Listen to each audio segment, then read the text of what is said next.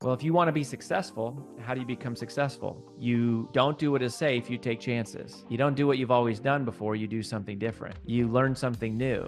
You take risks. You expend energy.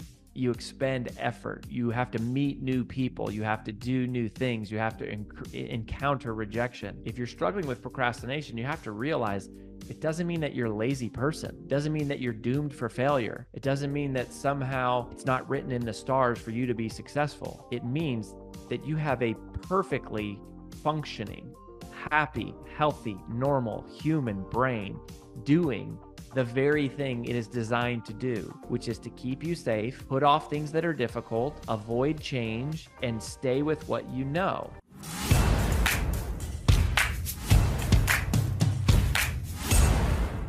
Welcome to another episode of Negotiate Your Best Life. I am so excited today to welcome my dear friend and a rock star. This is Rory Vaden. He is a New York Times bestseller and the author of the book Take the Stairs. And he's also a brilliant guy when it comes to branding, marketing, and also how to rewire your brain, how to become your best self.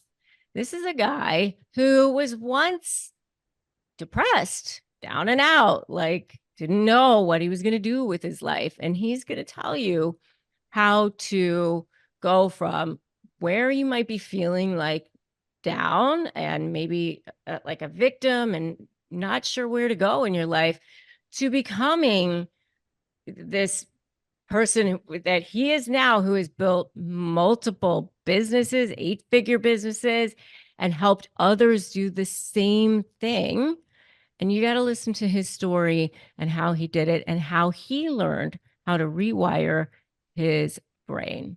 All right. So welcome, my dear friend, Rory Vaden. Thank you, Rebecca. It's so good to be with you. Yeah, I mean, it's so interesting because, my career has covered different, kind of areas, but the big through line is that I consider my expertise as studying the psychology of influence.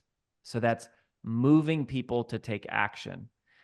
And level 4 influence is influencing a community, which is a lot of like the people that I work with today at Brand Builders Group. We help some of the biggest personal brands in the world to like, how do you inspire a movement with masses of people? But in the beginning, my career started all the way back with influencing yourself and influencing, before you can influence one other person, you have to become a master at influencing yourself. And that's why I think there's such a powerful intersection here between the brilliant wisdom that you provide and this issue of like, how do you negotiate to get what you need and to get what you want and to get what you deserve in life with others. But I think a lot of people probably misunderestimate how much of the battle or the victory happens first in their own mind and how they're able to influence themselves in order to create a positive outcome influencing others. So yeah, I can't wait to see where this goes to see how your mind, processes all this with what I do. Well, yeah, because I'm so excited to talk to you because you were a guy who came from a single mom. True. You grew up in a trailer, I think. Am I Yep. saying this No, correctly? that's true. Yep. I was born in Yeah. a trailer. My mom is an amazing woman. And now I Yeah. have 2 kids of my own. And I don't know how she did it because she was a single mom with 2 kids. But my mom got pregnant with my brother when she was 17. And then she divorced his father. And then she actually had 2 abortions. Mm.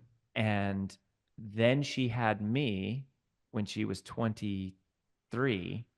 And then she was divorced from my biological father 6 months after I was born. And so there she is in her early 20s, no college degree, divorced twice, 2 kids, and she's gone on to have this amazing life. And I actually am interviewing her on my podcast for Mother's Day. And because I always tell the story of where we started, but and people know where like my story ends up, but they don't get to hear hers. And so for Mother's Day, I interviewed her, and it's going to be on the show, but we didn't grow up with a lot. We did, I was born in a trailer. We moved 9 times the first 11 years of my life. A lot of times we were just, trying to get to living in people's basements and attics or what, like wherever. So yeah, that's where we started. And you went from there and you somehow you made it to going to college, and you were at some point during college, you were trying to pay for college Mhm. and you were selling door to door. Tell us this story. Yeah, so my mom always said from the time I was young, she was like, "You're going to be the first in our family to go to college, and you are going to get a full ride scholarship because there's no way we're ever going to have the money to do it." And so, she set this up, I think, early on in my life to go, it's not your circumstances that define you. You create a goal and then ask, instead of asking yourself, is it possible? You ask yourself, how is this possible? What would it take? What would it have to look like? And you break free of these mental prisons of your own construction about what is possible and what isn't possible by basically defining rules of the game to say, I'm not allowed to be a victim. I'm not allowed to say, I'm not smart enough. I'm not allowed to worry about, is it realistic? You just simply set your sights on what you want. And then you ask the question, how? And you work until you find the answer. And, um, there's no such thing as problems. There's only puzzles to be solved. And I think what a lot of people struggle with is they they don't a lot of times we believe our own rationalizations, right? It's like there are difficult things that happen to everybody, right? There are limitations that we all have, right? We have limitations of our money, we have limitations of our network, we have limitations of our knowledge, we have limitations of like, who is in who what resources we have access to. So every single person has some type of limitations. What matters is not what your limitations are. What matters is how committed are you to creating a specific result in your life, regardless of or in spite of your limitations or your circumstances. And people don't realize how much power they have. And when you don't realize it, you allow other people to have power over you. You allow your circumstances to have power over you because you don't realize that you actually are the author of your own life, that your intentions, that your goals, that your work ethic, those things are how you write your own future. And I think I've experimented, and my whole life has been basically one big giant experiment of what is the biggest, most impossible thing that I could pursue, and what would happen if I just ran at that full steam. Yeah, And if I you know do that mine over has and over been again. too. Yeah, mine too. But you had a moment when you were in college where you were like, I just feel like I'm going to give up. Mm, When you were like selling door to door. yeah. Yeah. I was so I got recruited for this company to go door to door selling educational resources to pay my way through school. I did get a full ride scholarship for tuition, but I had to pay all my living expenses. And so I had to work and earn enough money in the summers to like pay for all my room and board and everything. And so I took this job and I was going door to door, 14 hours a day, 6 days a week on straight commission, paying all of my own expenses. We would have to knock on doors, Rebecca, to find a place to live. So every summer they would send us to a state we had never been before, and you literally would have to convince a stranger to let you like rent out their basement or their attic for the summer. And then once you convinced a stranger to host you. Then after that, you'd wake up every morning and you would go knock on doors. And And it how was old were you so now at this point? 17. Well, no, I guess I was 17 when I graduated high school. So I would have been 18 my first summer. And I did it for 5 summers. I ended up making $250,000 in the course of 5 summers doing this.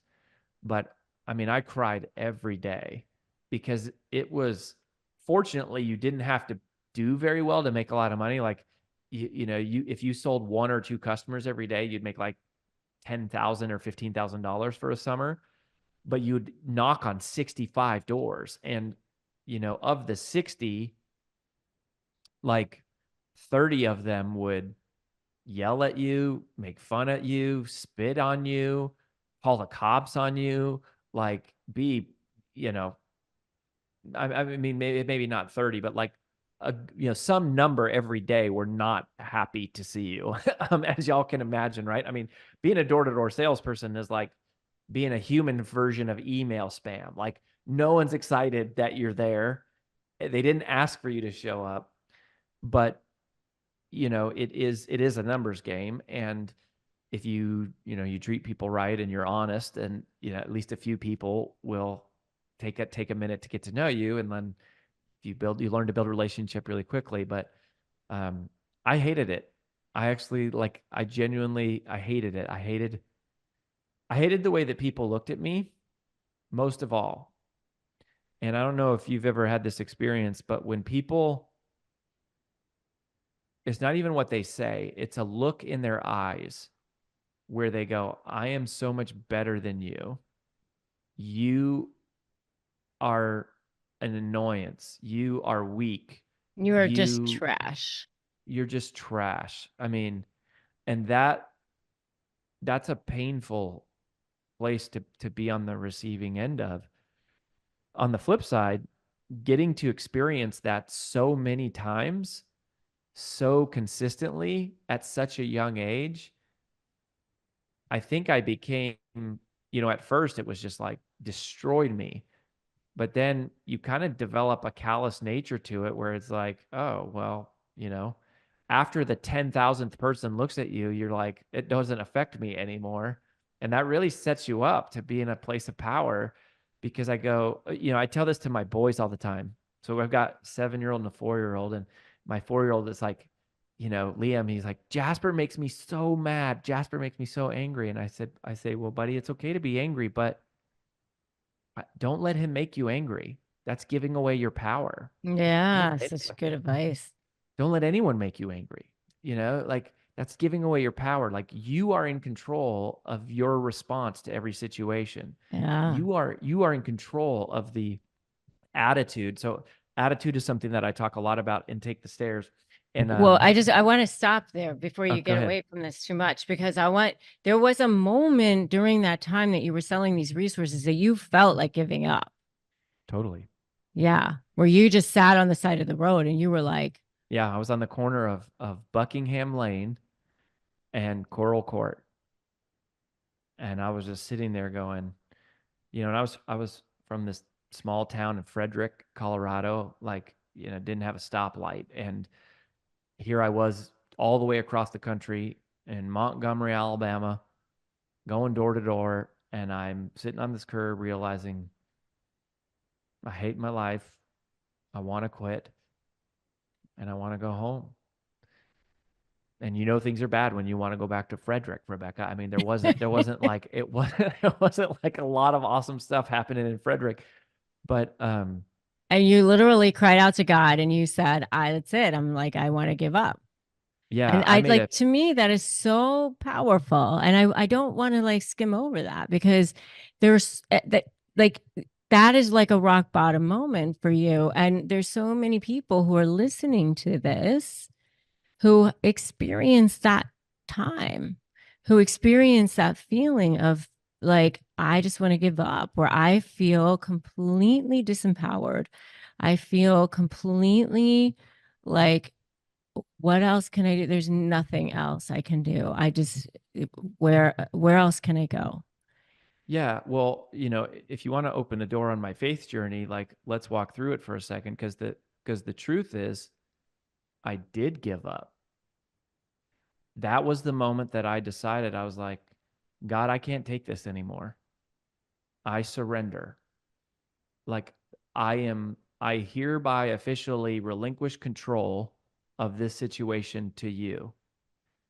I can't do this anymore. If you want this to happen, if you want me to make it, you're going to have to show up and give me the strength to do it, because I am at the end, right? And I made what, fancy churchy terms is called a covenant. I made a covenant with God, which is basically a deal. It's an arrangement, right? And I go, if you want this to happen, then you need to show up and do it. And he did.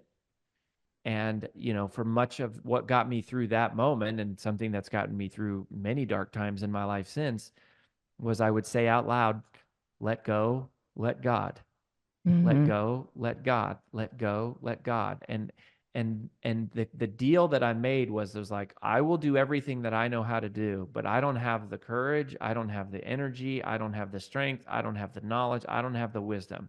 So I'll show up and do what I can, but you have to cover that gap for me. You have to fill in the space. Like, I can't control this, and I don't, and I'm giving up trying to.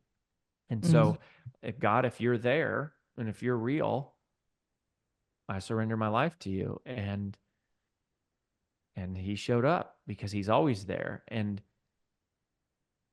everybody, even if you don't believe in God, and of course, this, I recently went on to create a podcast called Eternal Life: 7 Questions Every Intelligent Which Skeptic is Should so Ask good. about So good. Jesus. And I created it for my boys, because I spent, from that moment, from that curb, over like the next 20 years, I basically spent my personal life trying to analyze the logical elements of Christianity. Like, what historical evidence is there? What archaeological evidence? What academic evidence is there that this, like, Jesus person, first of all, how do we even know he was a person? What makes us think he was something more than just a good teacher? What evidence is there that he was a spiritual deity? What evidence is there that there was a resurrection, et cetera? How do you get into heaven, et cetera? So I recently recorded that, but in that, that's more of the logical side of faith.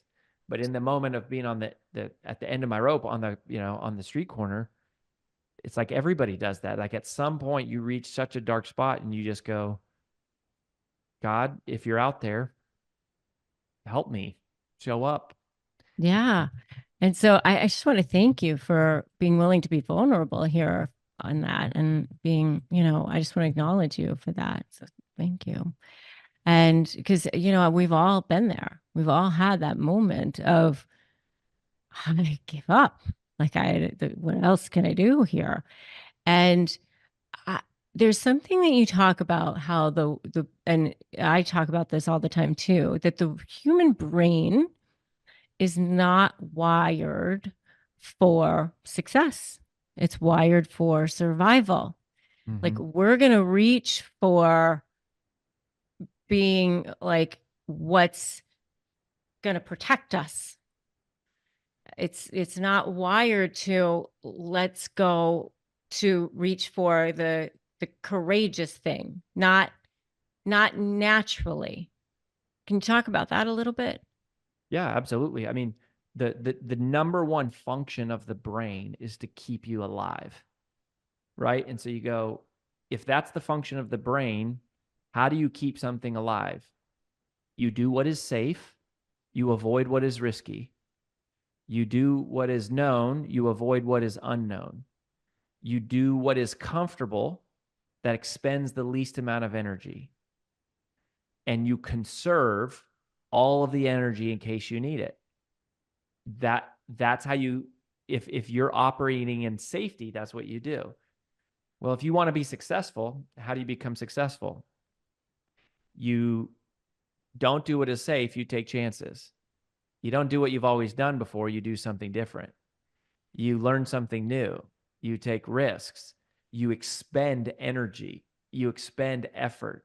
You you have to meet new people, you have to do new things, you have to encounter rejection.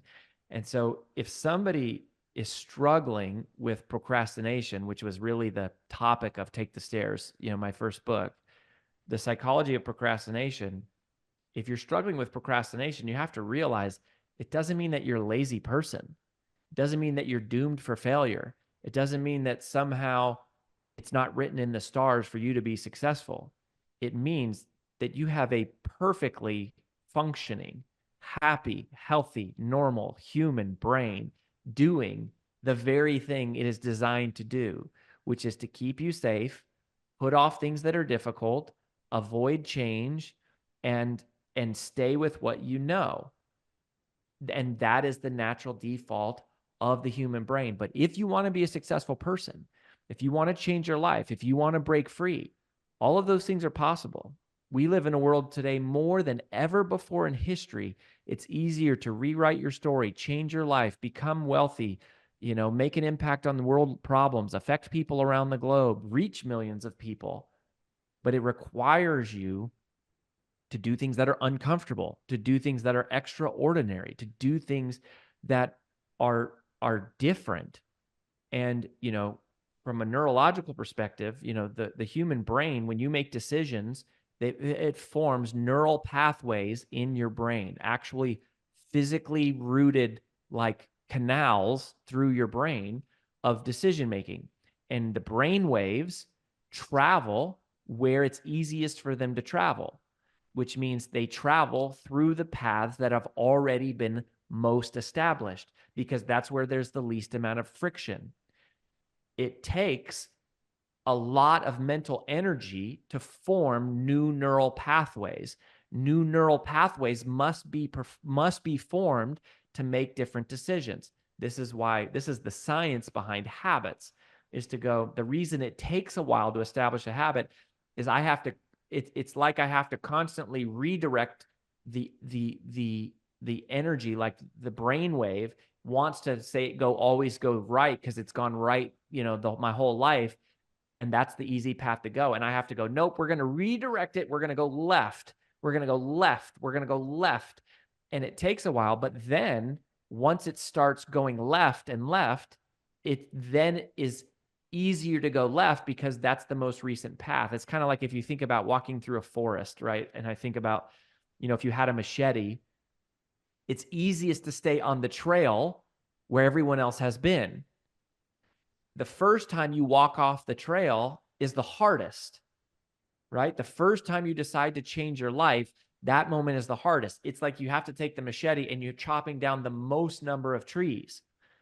The second time you go down the path, it's still kind of hard. It's a lot easier than the first time, but you're still like chopping down trees. You're still forming a path. But then the longer you go down the new path, the old path is the one that starts to become overgrown because you haven't been there. And that's exactly how your brain works. And when I say you're the author of your own life, I don't mean that in like cheesy personal development, motivational speaker talk. I mean that in biological neuroscience and the way that your brain operates. But if you don't know that and you've never been trained that and you're not a neuroscientist, you're not going to know to do that, or you're going to think it's a bunch of like fluffy motivational rah-rah. But it's But it's absolutely not. true. It absolutely is true. And I highly recommend that you guys check out his book, Take the Stairs, too, where he talks about that, and that's what he's talking about with Take the Stairs. It's all about this word discipline, which, a lot of people don't want to do, but it's true. It's like, and I, you guys, I always talk about how, if you delay like talking to the narcissist, it's not going to help you, just those delayed conversations, they don't end up going away. They end up getting worse. Like, go have the conversation, right? And you've got a great analogy that you're kind of famous Oh, about for. the buffalo? Yes, that I want Yeah. you to talk about, because I think that's a Yeah. great Yeah, story. absolutely. So in Colorado, where I grew up, we are world famous for the Rocky Mountains. And so to the western part of the state, we have the Great Rocky Mountains. What a lot of people don't realize is that as a state, Colorado is divided almost exactly in half. And so to the eastern part of the state, it's extremely flat. It's the Great Kansas Plains. So, well, because of that unique topographical landscape, Colorado is one of the only places in the world that has both buffalo and cows that, occupy such close proximity. And there's a fantastic lesson to learn from studying the way that these two creatures respond to storms. So when storms come, they almost always brew from the west. And then what happens is they roll out towards the east. And what cows do is a cow can sense that a storm is coming from this direction. So the cows will try to run east to run away from the storm. The problem is the storm catches them rather quickly. And without knowing any better, the cows continue to try to outrun the storm. But instead of outrunning the storm, they actually run with the storm, which makes it much worse, right? It extends the amount of pain and time and frustration they experience from that storm. Mm. And it's a great metaphor for procrastination. The way that we say it is that procrastination is nothing more than a creditor that charges you interest. Such a great quote. Waiting always makes it worse, right? No difficult scenario is improved just by like waiting and hoping it goes away. Like it doesn't just go away, it gets worse. So what buffalo do is very unique for the animal kingdom. So buffalo wait for the storm to cross right over the crest of the peak of the mountaintop. And as the storm rolls over the ridge, buffalo will turn. And instead of running east to try to run away from the storm, they will turn and they run west and they charge directly into the storm. And so they run at the storm. And by running at the storm, they run straight through it, which on the surface seems like it would be harder, but it actually minimizes the amount of pain and time and frustration they experience. And so in the Take the Stairs book, the Take the Stairs is a metaphor for doing the things you know you should be doing, even when you don't feel like doing them, right? And it's about how do you overcome discipline, or how do you overcome procrastination? And the answer is with discipline. And on the surface, people don't like discipline. They think of discipline as hard.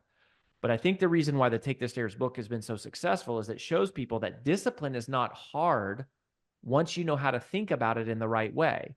And that the world's ultra performers, which are the people that I've basically studied and profiled and spent a lot of time coaching, they have trained their brain to think differently. There's these 7 key distinctions for how ultra performers, I call them ultra performers, how ultra performers think, which is different from everybody else.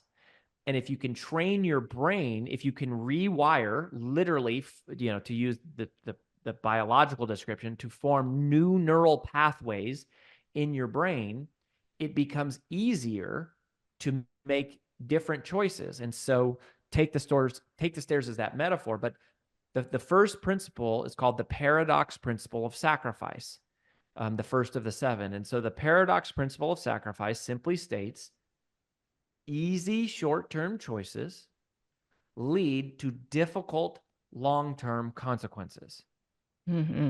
Meanwhile, difficult short-term choices lead to easy long-term consequences. So that's the great paradox, is that everything we think in life that is easy is just an indulgence that makes things more difficult, right? Eating whatever we want, saying whatever we want without considering other people's feelings, buying things we can't afford, but because we can put it on a credit. Those things make life worse. Meanwhile, the things that seem difficult, right? Eating healthy, studying when we don't feel like it, learning new things, taking chances, like, investing in your personal development, having difficult conversations with narcissists or just normal people that you have conflict with, right? Any type of high conflict negotiation is like, you do the difficult thing. And when you do the difficult thing, that becomes the very vehicle to the easier life. So the concept of Take the Stairs, the book, the metaphor, the whole kind of movement is not, it's not a prescription to make your life as hard as possible. It's the opposite. It's the idea that it's about making your life as easy as possible, but it is based upon a truth that people don't acknowledge or don't want to acknowledge, which is that the shortest, most guaranteed path to the easier life is to do the hardest parts of things as soon as possible. Mm-hmm. Yeah. Which, I've always done. It's so interesting because when I was going through these, I was like, I've always just done these things just because that's the type of person that I am. Right. You do it But subconsciously, like a lot of ultra performers. You're like a lot of ultra performers. You do it subconsciously, but most of us, we have to be taught it so that we can consciously do it, and then it will go on autopilot. yeah, and like one of the ones, and because I know we're kind of a little bit short on time, so I want to go to one of the things that I thought was really interesting that you talked about how a lot of people they just go, well, I can't do that or whatever, but ultra performers they think, well, how can I get this done? How can I get this done? And that's how I think. It's like I don't think, well, I can't do this. My immediate thought is, well, how can I get this done? How am I going to get to the thing that I want to do? And you talked about how that is the difference between an ultra performer and a not. Can you talk about that a little bit? Like that Yeah. intentional switch? Yeah. I mean, this is actually the second of the 7 principles. It's called the buyin principle of commitment. And the strategy here is that you have to intentionally create the question how, so that you don't accidentally relent to the question should. Should I do this? Can I do this? Is this possible? Remember, the human brain is going to naturally default to what keeps you safe, to what keeps you comfortable, to whatever is convenient, right? We naturally take the escalator. We don't consciously choose, we like most of us just get on the escalator and kind of do it without paying much attention to it. That's because the default of your brain is to push you towards convenience. The ultra performer, though, makes the conscious choice to do something different, which is take the stairs. That's the metaphor, is to go, no, I'm going to consciously choose something else. What I have noticed about my own life, Rebecca, is that if I am not consciously choosing a good attitude, then I am almost always unconsciously choosing a negative one, or at least a neutral one, right? Like, should I isn't negative. It's more neutral. It's like, do I like this? Do I want to do it? That's neutral. The problem is neutral always becomes negative. Neutral eventually becomes negative. And scientifically speaking, so true. The like physics teaches us that neutral is negative. Neutral is absent a positive charge. Neutral isn't really neutral. Neutral is technically negative, and it's definitely true with our attitude. And the definition I offer for attitude is very simple. Attitude is simply the way you choose to see things, right? And so, but like circumstances, we don't have a choice over. So I'll tell you a super quick story. We were flying on a plane to Jamaica one time. And in my mind, I was so ready for vacation. I had been like working like crazy. And I was like, oh man, I can't wait to get to Jamaica. I just need sun and I need beach and I just need to relax. We get off the plane though in Jamaica and it's a complete torrential downpour, like totally opposite of what I had been like dreaming about and envisioning. And so I was pretty sassy about the whole thing. Like I was pissed off, frankly. And don't judge me. I know I'm supposed to be like, speaker man, but it rained on your vacation. That sucks. And I was pissed. Right. So I get into the car with this Jamaican cab driver and I'm being sort of flippant. And I'm like, geez, cabby, like, what's the deal with all this rain? And he looks at me and he goes, in Jamaica, man, we don't have rain. We only have liquid sunshine, man. The ultimate reframe. The ultimate reframe. The moment he said that, though, it clicked in my brain is to go, yeah, I don't get to choose the weather. I don't get to choose whether or not it's raining. I don't get to choose my circumstances. I don't get to always choose whether or not crap happens to me. But I always get to choose the way I see it, right? I can choose to see it as rain, or I can choose to see it as liquid sunshine. I can choose to see it as rejection, or I can choose to see it as God's protection. Mm-hmm. I can choose to see it as failure, or I can choose to see it as the thing I wasn't meant to do. And so it's pushing me towards the thing I'm supposed to do.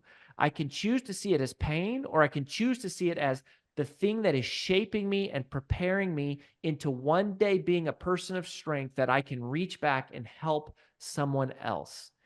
I always have a choice over my attitude. Mm-hmm. And we just don't hear enough about that. And no matter how much, I don't mean to take away or make light of real victims or people who suffer real abuse and real trauma. Like, you don't deserve that. You didn't do anything to deserve it. And it's unfair, right? There are things that happen that are unfair. I wish we lived in a world where everything was fair. Unfortunately, we don't. We live in a world where unfair things happen all the time. But no matter how unfair it is, your best chance for breaking free from that and changing your life and doing something meaningful and recreating a better, brighter, more beautiful future for you and everyone else is to choose an attitude and to make choices that are in your control and to focus on those things and making the best of what is to come rather than just sulking in everything that has been. And that's a take the stairs choice. So true. And that is your perspective principle of faith. Yes, it is. Wow, you did dig. You dug I do deep my into the Rory Vaden homework. archives. Which is choosing to believe that it's all for the greater good later, preparing you to believe that it's all preparing you for the person that you are meant to be. Amen. Right. And that Amen. we have the ability to be that person, that it's all for the mission. And I truly believe that. It's like, is it happening to me or for me? Totally. And Well, and I would just change one little thing on this, right? Because that's really popular, right? And you hear, is it happening to me or is it for me? But here's what I think. It's not just happening for you, it's happening for someone else. yeah, It's right. shaping you into the person. So this is where we get into personal branding and what we do today at Brand Builders Group, right? Is we teach people how to build a personal brand that reaches back and helps others. And that's because we believe that you are most powerfully positioned to serve the person you once were. So So true. when something bad happens, it's not just happening for you, it's happening for someone else one day that you are going to be most powerfully positioned to serve because you went through the pain that they're going through and you know what it's like. So, whatever challenge you've conquered, whatever obstacle you've overcome, whatever tragedy you've triumphed over, whatever setback you survived has shaped you into the person who can make a difference in the lives of others. What a blessing, right? It Yes. And completely that's why you shifts. become certified as a high conflict negotiation coach. You've probably been through it. You've probably been through it. Yes. Look how we just tied that all into a bow together. I like it. Yes. Oh, and you are such a rock star. Thank you, Rory. How can we learn more about you, Brand Builders Group, what you do? Tell us more about that. Yeah. I would say the best thing to do would be to just go, if you go find me on Instagram, and if you just type in HEH, it stands for Higher Inner Habits. So just either leave a comment or send me a DM that says HEH. I'll send you a link to the 7 ways that wealthy people think and live. So it's sort of all the psychology that I've taken from all of these studies and compiled it into going, how do you change your mindset in a way to like become more financially abundant? And then how does that roll through into your various businesses? You can do that. You can also comment eternal or DM me eternal and I'll send you the eternal life podcast if you're Mm. interested there. But I think that would be the place. If you're curious about building your personal brand and you want to learn more about that, go to freebrandcall.com/Zung. Freebrandcall.com/Zung, and you can request a call to talk to our team about how we might be able to like help you use your personal brand to build your business, because that's what we're doing these days. Awesome. And we'll put all of those links in the show notes, as well as in the show notes for the YouTube, so that you can go check him out, follow him. You have a YouTube channel too, right? I mean, we'll put all that there too. Yeah, I do. I'm on YouTube as well. Yeah. So we'll put all of that in the show notes for you. Go check him out, follow him. We'll put the link to his book, Take the Stairs, as well. Go get that. Really good stuff. Thank you, Rory. You are a true rock star. We love you. Thanks, Rebecca. It's my pleasure. I believe in you so much. Thanks for having me. Thank you.